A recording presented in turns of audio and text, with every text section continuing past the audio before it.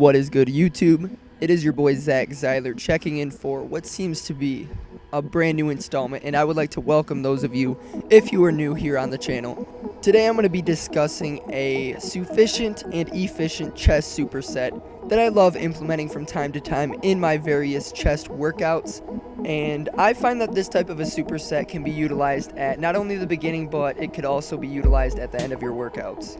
Now, if you're going to start with this type of an isolation, it's great to do from time to time instead of just beginning with your compound lifts, such as the bench press.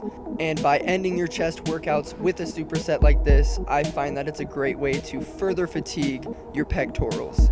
With any given approach towards this type of a superset, I find that it's very important to choose a moderate amount of weight. You do not want to use too heavy of weights on the fly portion of this movement, as it will very much so take away from the pullover itself. Another thing to take into consideration is to make your sets last as long as you possibly can.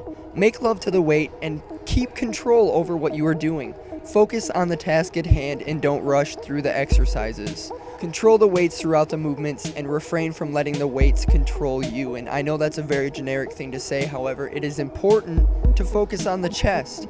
This is a chest workout nonetheless, so we do not want things like our shoulders, our deltoids, our triceps and biceps to be taking over on these movements. And this is where the importance of choosing a moderate amount of weight really comes into play. A large benefit to performing a superset such as this is the fact that you do not need the support of a spotter. It is very easy to simply drop the dumbbells and/or dumbbell at any given time if you are approaching failure.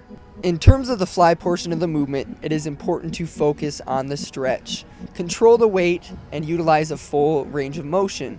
A parallel that I enjoy making with my clients is to have them think about hugging a very large tree.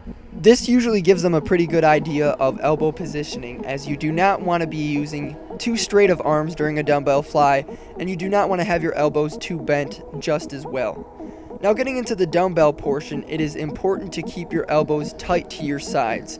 It's very difficult to isolate the chest, admittedly, on the dumbbell pullover, and I find that most people struggle to do so.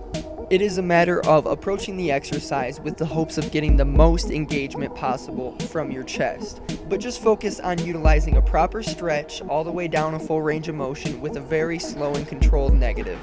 I would suggest that you perform this superset anywhere from 2 to 5 times during a workout, given your ambitions on that day. I would not suggest that you go forth in beginning your workout with something like this and then later hoping to max out on the bench press. The number of repetitions that I performed in the example that you are currently seeing were sets of 10 and 10. So 10 total repetitions of the dumbbell pullover and 10 total repetitions on the dumbbell fly. I would say that in choosing your rep ranges, you choose something between the 6 and 12 rep range. This will of course be beneficial because these two exercises are isolation movements. At least I consider them isolation movements.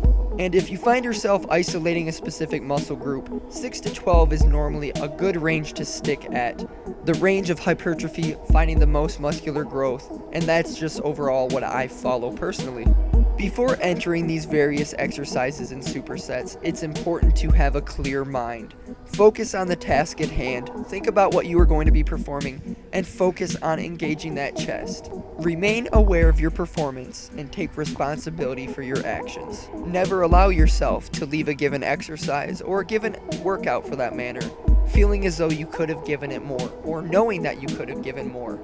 Focus on the task at hand, as I've said previously, and view your time in the gym as an opportunity to grow not only physically but mentally. With the positive approach towards your training, it will lead to successful sessions that add up in the long run.